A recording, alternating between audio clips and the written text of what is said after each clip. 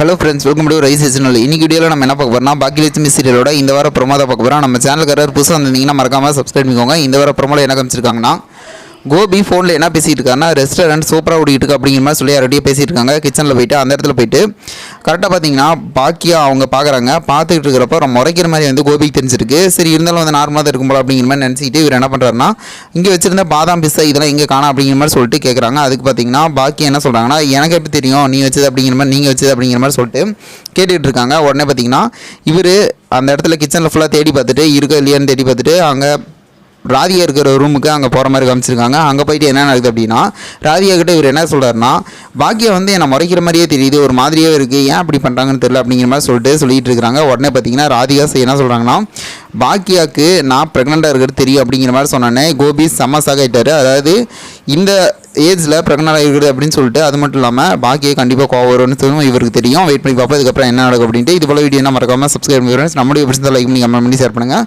பாக்கியை அதை எப்படி எடுத்துப்பாங்கன்னு